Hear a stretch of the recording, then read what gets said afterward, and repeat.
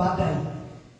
Bapak Ibu yang Tuhan Yesus kasihi, badai itu kalau kita cari dalam Kamus Besar Bahasa Indonesia, dikatakan angin kencang yang menyertai cuaca buruk yang datang dengan tiba-tiba. Kalau badai di sini yang kita baca khususnya di Matius 14 ayat 22 hingga dengan ayatnya yang ke-33, yaitu gelombang atau angin sakal yang menghampiri murid-murid saat mereka naik perahu. Nah Bapak Ibu yang Tuhan Yesus kasih, kita melihat ini kejadiannya setelah Yesus memberi makan 5.000 orang. Lalu dikatakan setelah itu dia menyuruh murid-muridnya bertolak ke seberang benua, dan juga dia menyuruh orang banyak pulang. Nah ketika itu kebiasaan Yesus, ternyata Yesus itu kebiasaannya yaitu suka berdoa. Dikatakan dia pergi ke bukit berdoa seorang diri. Nah yang kita pelajari di sini adalah tentang menghadapi badai. Nah badai yang dimaksud di sini bukan badai ombak yang saya maksud, tapi badai dalam kehidupan kita yang dimaksud di sini adalah cobaan atau tantangan. Nah itu badai. Yaitu cobaan, tantangan, kesulitan hidup yang datang menghampiri kita. Bapak Ibu yang Tuhan Yesus kasihi, badai datang dalam kehidupan kita atau persoalan datang dalam kehidupan kita sebagai ujian iman kita kepada Tuhan. Jadi ketika badai itu menghampiri kita, ujian itu, cobaan itu datang, maka percaya itu untuk menguji iman kita, untuk menguji kepercayaan kita, untuk menguji ketaatan kita kepada Tuhan. Apakah kita masih tetap mempercayai Dia? Apakah kita masih tetap taat kepada Dia ketika badai itu datang atau tidak? Tapi Bapak Ibu yang Tuhan Yesus kasih, ketika badai itu datang dan kita mampu bertahan, maka dikatakan itu, badai itu menjadi sarana untuk kita bertumbuh di dalam Tuhan. Perhatikan cobaan, penderitaan, tantangan. Nah itu yaitu membawa kita untuk bertumbuh di dalam Tuhan. Ketika kita mengandalkan Tuhan. Tapi kalau kita lari darinya, menjauh darinya, maka itu percaya tidak akan membawa kita mendekatkan diri kepada Tuhan. Nah Bapak Ibu yang Tuhan Yesus kasih, badai dapat menjadi sarana bagi kita untuk bertumbuh di dalam Tuhan. Orang Kristen harus belajar menyerahkan dirinya kepada Tuhan ketika badai itu datang. Dengan demikian kita bisa melihat kuasa Tuhan dinyatakan dalam kehidupan kita. Tapi yang sering terjadi Bapak Ibu yang Tuhan Yesus kasih dalam kehidupan kita, ketika badai itu datang menghampiri kita, yang sering terjadi kita mudah menyerah, kita mudah putus asa. Nah, tapi kalau anak-anak Tuhan sebenarnya ketika badai datang, ketika pencobaan menghampiri mereka tidak mudah putus asa, tetapi justru itu mendekatkan mereka kepada Tuhan. Justru lewat badai itu mereka semakin mencari Tuhan. Kenapa? Karena hanya Tuhanlah solusi yang bisa menyelesaikan badai atau persoalan yang terjadi dalam kehidupan kita. Namun meskipun sulit, kita harus tetap bertahan. Kenapa? Karena ketika kita bertahan, di situ kita melihat kuasa Tuhan. Di situ kita melihat penyertaan Tuhan. Murid-murid Tuhan Yesus juga pernah ketakutan menghadapi badai ketika sedang naik perahu.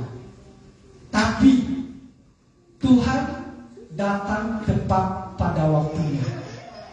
Artinya Tuhan tidak membiarkan mereka sampai tenggelam, sampai terjatuh, tapi pertolongan Tuhan tepat pada waktunya. Nah Bapak Ibu yang Tuhan Yesus kasih, apa yang Tuhan Yesus ajarkan kepada murid-muridnya atau kepada kita sebagai orang percaya ketika menghadapi badai kehidupan?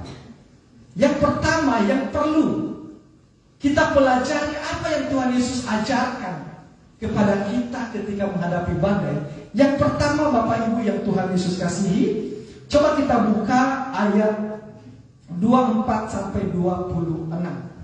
Di sini dikatakan ayat 24, perahu murid-muridnya sudah beberapa mil jauhnya dari pantai dan diombang-ambingkan gelombang karena angin sakal.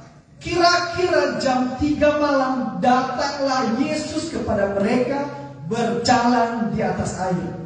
Ketika murid-muridnya melihat dia berjalan di atas air, mereka terkejut dan berseru, "Itu hantu!" Lalu berteriak-teriak karena takut. Bapak Ibu yang Tuhan Yesus kasih, apa yang Tuhan Yesus ajarkan kepada orang percaya ketika menghadapi badai masalah?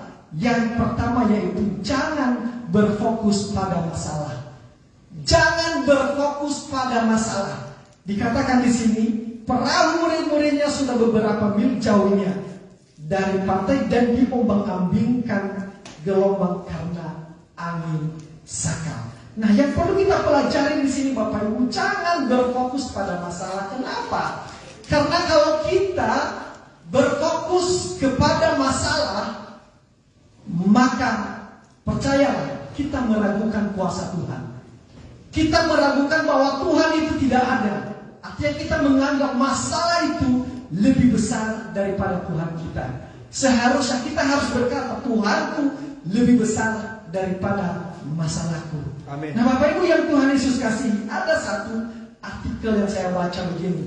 Dikatakan, tak peduli seberapa besar yang akan kita hadapi, jika kita selalu fokus dalam satu tujuan, maka kita akan jadi lebih besar dari apa yang kita takutkan. Jadi di sini kita harus berfokus kepada tujuan. Nah, jadi yang pertama tadi jangan berfokus pada masalah. Nah, Bapak Ibu yang Tuhan Yesus kasih, kita tidak boleh berfokus pada masalah, tetapi kita harus fokus kepada tujuan kita.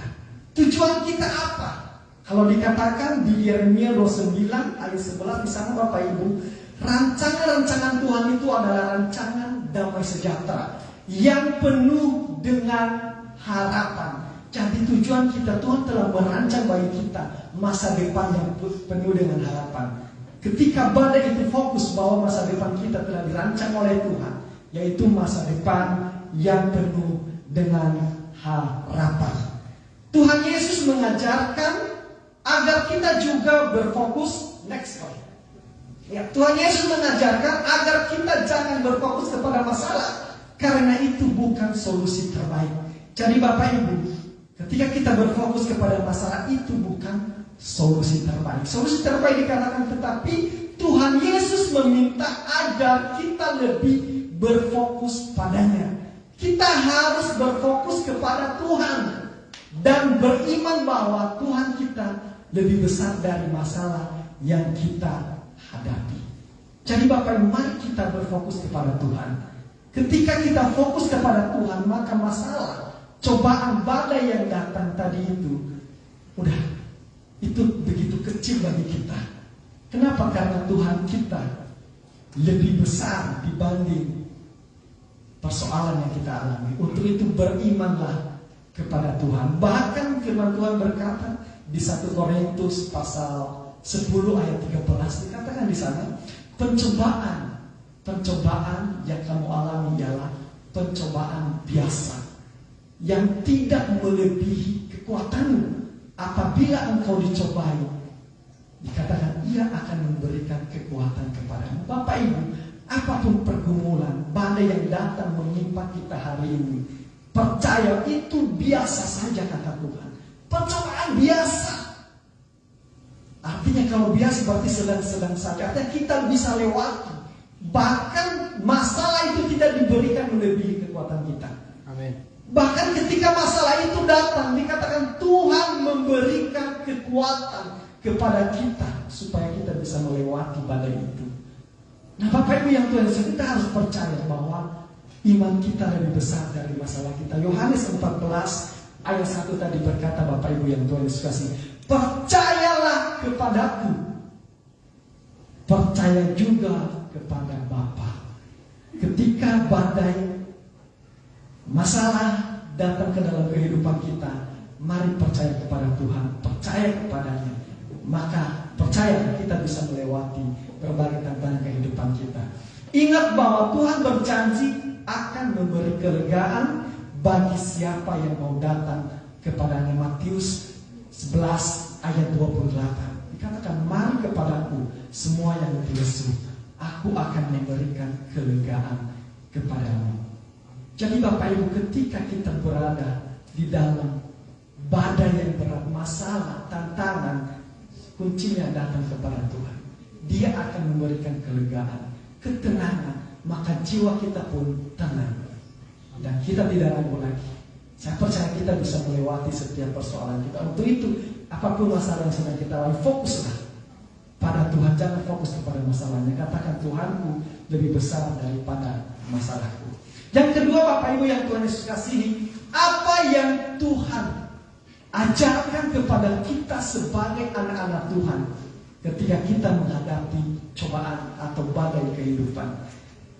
Yang kedua, Bapak Ibu yang Tuhan Yesus kasihi, kita baca ayat 30. Dikatakan di sini, tetapi ketika dirasanya tiupan angin, takutlah ia dan mulai tenggelam, lalu berteriak, Tuhan tolonglah aku. Katanya di sini, tetapi ketika ia rasa tiupan angin, takutlah ia. Siapa ia di sini? Ia di sini adalah Petrus. Kalau kita lihat di ayat 28, makanya sering sekali ada pertanyaan, siapa nama murid Yesus yang pernah berjalan di atas air? Berarti Petrus, artinya satu-satunya murid Yesus yang pernah berjalan di atas air, walaupun dia tidak sampai bertemu dengan Yesus. Tetapi yang di tengah-tengah perjalanan hampir sampai kepada Yesus, tapi itu dia tenggelam. Nah, dikatakan Bapak Ibu yang Tuhan Yesus kasihi, tetapi ketika dirasanya tiupan angin, takutlah ia dan mulai tenggelam, lalu berteriak, Tuhan tolonglah. Awalnya Bapak Ibu, ketika ia berkata kepada Yesus di ayat ini, lalu Petrus berseru dan menjawab dia, Tuhan, apabila engkau itu, suruhlah aku datang kepadamu berjalan di atas air. Di sini kita melihat bahwa Yesus menyuruh dia. Lalu ketika dia pertama sekali dia berjalan, dia bisa melangkahkan kakinya beberapa jauh, tapi tidak sampai ketemu Yesus. Kenapa tidak sampai? Karena dia melihat sekelilingnya ada tiupan angin. Dia mulai bimbang, dia mulai tidak percaya. Pada akhirnya dia tenggelam. Tapi tidak sampai tenggelam jatuh, Tuhan Yesus mengulurkan tangannya dan menolong dia. Tapi yang kedua ini apa yang kita pelajari, yaitu jangan memperhatikan sekeliling. Kalau Petrus tadi dia melihat sebelah, dia lirik kiri kanan, pada akhirnya dia ragu, oh ini ada angin. Dia merasa takut. Pada akhirnya dia tenggelam. Jadi jangan melihat sekeliling Bapak Ibu yang Tuhan, jangan memperhatikan sekeliling kita. Tuhan Yesus juga mengajarkan agar kita belajar untuk tidak terlalu terpengaruh oleh keadaan yang ada di sekeliling kita. Tetapi kita yakin bahwa Tuhan sanggup mengubah semua keadaan yang terlihat mustahil menjadi mungkin. Mungkin menurut kita keadaan yang kita alami itu mustahil kita bisa lewati. Tapi kita harus percaya, bagi Tuhan itu tidak ada yang mustahil. Petrus menjadi mustahil bisa berjalan di atas air, tapi karena bagi Tuhan tidak ada yang mustahil, tapi dia bisa berjalan di atas air. Kalau Tuhan saja bisa mengeluarkan, kalau kita lihat air dari gunung batu, Tuhan mampu mengeluarkan air ketika bangsa Israel. Apalagi persoalan hidup kita, apa yang Tuhan tidak bisa selesaikan? Mungkin situasi ekonomi kita hari-hari ini mungkin menurun, tapi kita percayakan kepada Tuhan saja. Tuhan pasti mampu merubah itu menjadi lebih normal kembali. Yang penting andalkan Tuhan Bapak Ibu. Fokuskanlah hidup hanya kepada Yesus yang berjanji menyertai kita dan memberikan jalan keluar pada waktunya. Amin. Jadi perhatikan, Tuhan Yesus berjanji menyertai kita. Ada lagu, kalau masih ingat lagunya, kayaknya kemarin Vida, saya pikir hari ini sebenarnya Vida mau bersaksi. Tadinya saya berpikir, karena kemarin sempat latihan lagunya itu, Tuhan tak pernah janji langit selalu biru, tetapi Dia berjanji selalu menyertai. Tuhan tak pernah janji jalan selalu rata, tetapi Dia berjanji berikan kekuatan. Nah, Bapak Ibu yang Tuhan Yesus kasih, Tuhan itu tidak pernah berjanji langit itu selalu biru.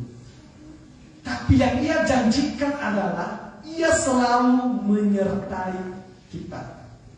Tuhan tidak pernah berjanji bahwa kita sebagai orang percaya ketika kita hidup mengandalkan Tuhan tidak ada masalah. Tidak, tapi Ia berjanji Dia memberikan kekuatan ketika kita menghadapi masalah itu. Nah, Bapak Ibu yang Tuhan Yesus kasih, Tuhan kita itu luar biasa. Jadi ketika badai datang dalam kehidupan kita, mari kita percayakan hidup kita kepadanya. Karena Dia sudah berjanji menyertai, berikan kekuatan. Artinya ketika Dia menyertai, memberikan kekuatan, pasti kita bisa melewatinya. Nah, Bapak Ibu, nah berikutnya Bapak Ibu yang Tuhan Yesus kasihi, yang ketiga, terakhir, apa yang Tuhan Yesus ajarkan kepada kita sebagai orang percaya ketika kita menghadapi badai. Kita baca ayat 31.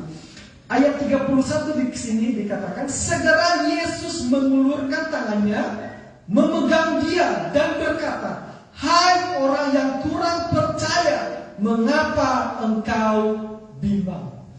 Kata Yesus kepada Petrus, mengapa? Dikatakan, hai orang yang kurang percaya, mengapa engkau bimbang? Jadi kenapa sebenarnya Petrus ini tadi bisa sampai tenggelam? Padahal dia bisa berjalan karena dia mulai meragukan Tuhan. Dia meragukan Tuhan. Dia sudah mulai tidak percaya, padahal dia sudah melangkahkan kakinya beberapa jauh. Tapi saat dia tidak percaya, saat itulah dia terjatuh. Nah, Bapak Ibu yang Tuhan Yesus kasihi, mengapa kita tidak perlu bimbang ketika menghadapi masalah, badai hidup, tantangan? Nah, kenapa kita tidak perlu bimbang? Karena kita adalah anak-anak Allah. Kita ini anak-anak Allah. Artinya Allah itu adalah Bapa kita. Kalau Dia Bapa kita, apalagi yang kita ragukan? Seorang ayah pasti akan memperhatikan anaknya. Seorang anak ayah pasti akan mencukupkan keperluan anaknya. Apa yang diminta anaknya, seorang ayah pasti akan berusaha mengabulkan permintaan seorang anak itu. Bahkan sebelum anak itu meminta, orang tua atau seorang ayah pasti akan telah memikirkannya terlebih dahulu. Mungkin anaknya dia 2 minggu lagi ulang tahun, dia sudah pikirkan apa yang mau saya lakukan, apa yang mau saya beli untuk anakku ini. Nah, Tuhan kita itu juga adalah Bapa kita. Kita adalah anak-anaknya. Apalagi yang perlu kita ragukan? Kenapa lagi kita bimbang? Kita percayakan saja Dia adalah Bapa kita yang mempunyai segalanya. Artinya Dia mampu mencukupkan segala sesuatu apa yang kita butuhkan. Kalau kemarin Bapak Ibu sudah ikut komsel, nah ada firman Tuhan, burung-burung di udara Tuhan beri makan. Nah, bunga bakung di ladang Tuhan hiasi. Nah, apalagi kita sebagai orang percaya. Burung saja yang tidak bekerja, tidak menabur, tidak menuai, tapi Tuhan pelihara. Apalagi kita sebagai orang percaya. Pastilah saya percaya Tuhan akan pelihara kita.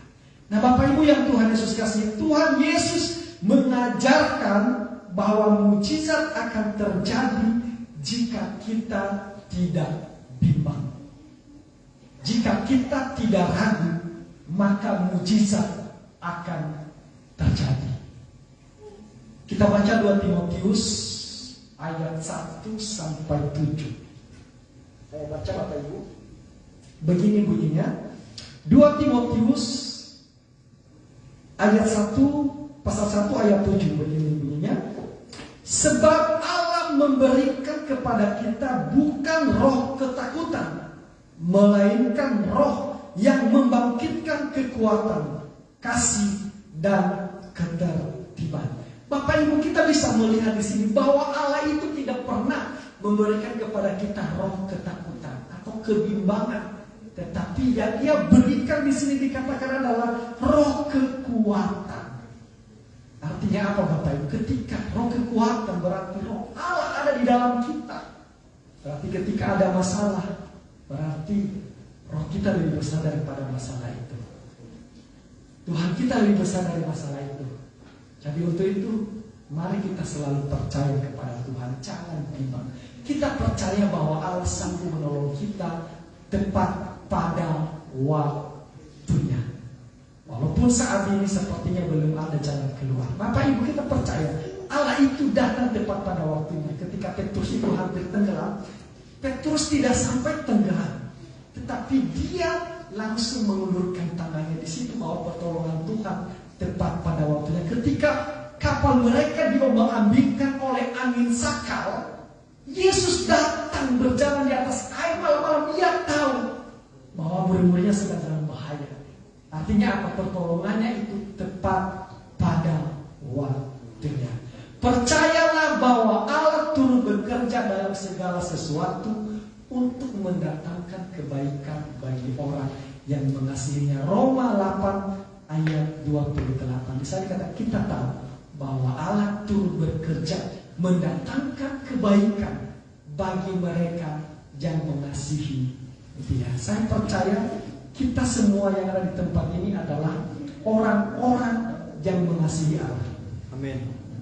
Kita tidak mungkin ada di tempat ini kalau kita tidak mengasihi Allah. Kalau kita orang yang mengasihi Allah, berarti firman Tuhan berkata, percayalah bahwa Allah turut bekerja mendatangkan kebaikan. Artinya Allah mendatangkan kebaikan bagi kita semua. Kenapa? Karena kita adalah orang-orang yang mengasihi Allah. Jadi Bapak Ibu yang Tuhan Yesus kasihi, ketika kita menghadapi badai kehidupan, dan kita lakukan tadi ayat 3, yang pertama tadi, Bapak Ibu jangan berfokus pada masalah. Yang kedua Bapak Ibu yang Tuhan Yesus kasihi, jangan memperhatikan sekeliling. Dan yang ketiga terakhir, jangan bimbang. Saya percaya ketika kita menerapkan firman Tuhan ini dalam kehidupan kita, niscaya kita bisa melewati badai kehidupan yang melanda hidup kita. Amin.